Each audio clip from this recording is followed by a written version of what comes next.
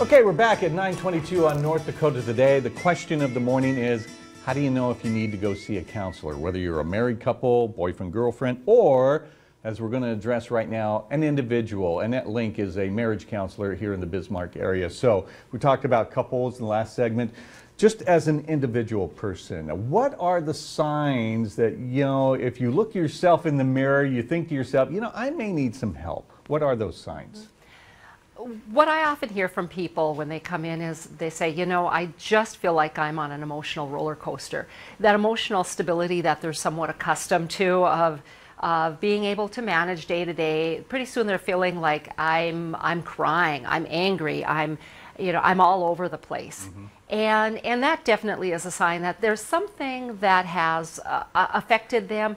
They maybe can't put their finger on it, but it's coming out. See, and if I could get a little personal, in my case too, on a personal note, I just felt when I went through some counseling and therapy, it was just overwhelming. I just got to a point where I just thought, I can't handle this on my own. I need some help. Mm-hmm.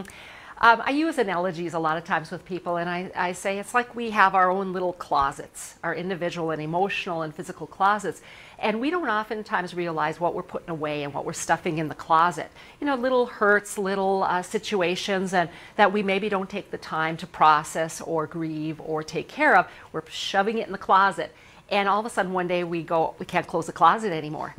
and we try to open it a little bit and things start flooding and just pouring out of it. And counseling can be, let's take a look at opening that closet a little bit. But that's a scary thing. Yes. You know, you're putting it in the closet for a reason. Right. And I think people think they feel like they're going to be very overwhelmed with all those feelings, everything going on. They're not sure what's in that closet. And I think that's where people can start, you know, self-medicating, using substances. That's a good point. Another danger sign is if you are self-medicating with drugs or alcohol. Right. But what do you do to get people, when they first come in, they must be a little bit apprehensive. So what do you do to make them feel comfortable? You know, absolutely, it's building rapport, trust.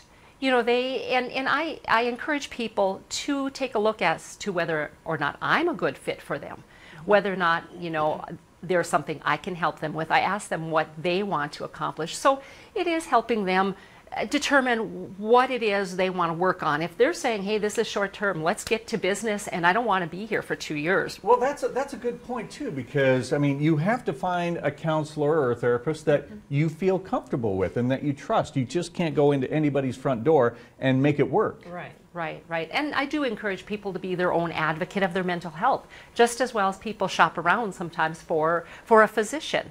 And the style has to, it's much better if it fits. Right. You know, I don't want a person walking out saying, well, my counselor told me I had to do this, this, and this. I want them to feel like this is something that I'm listening to them, and for the long-term mental health, you know, I'm there to help them achieve those goals.